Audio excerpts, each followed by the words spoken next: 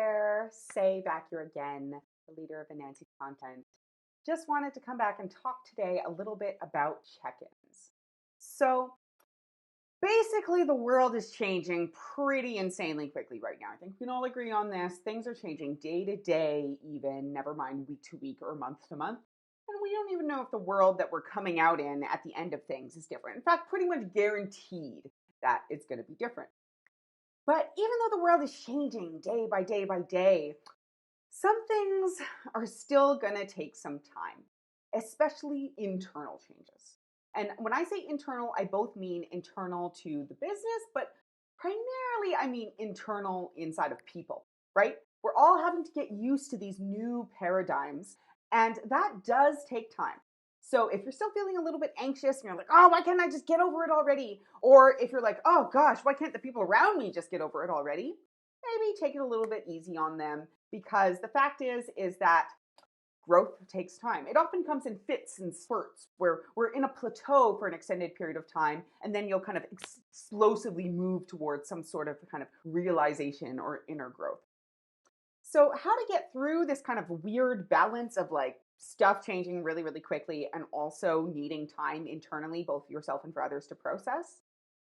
Regular check-ins. So of course, you guys know there are no kind of like easy fixes, right? So I'm not just going to say there's a band-aid you can put all over everything and make it totally okay. But the fact of the matter is that you've probably been hearing or thinking that you should be checking in with your family and friends, using video, using the phone, that old thing, and having conversations with people.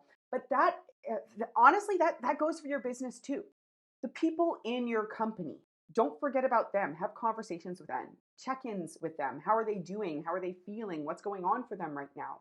But do the same thing for your audience as well. These don't have to be sales calls. In fact, I would say make sure they're not sales calls, because you really want to be authentic and genuine here, really in just seeing what's going on for them, seeing how things are changing, seeing where they're at, seeing what their plans are. And the reason I say regular check-ins, not just one, is because things are changing in the world really quick.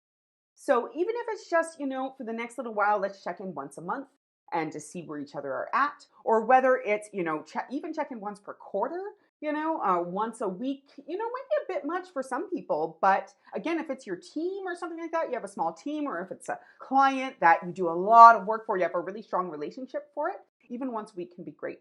But do check in, both because the world is changing and because what we're going through is shifting. And the more we can support each other in this time, and the more you can just have a human face to see and talk to, and vice versa, right? If you can. Phone's okay too, but I love the video face-to-face. The more you can just check in and say, how are you doing? How are you feeling?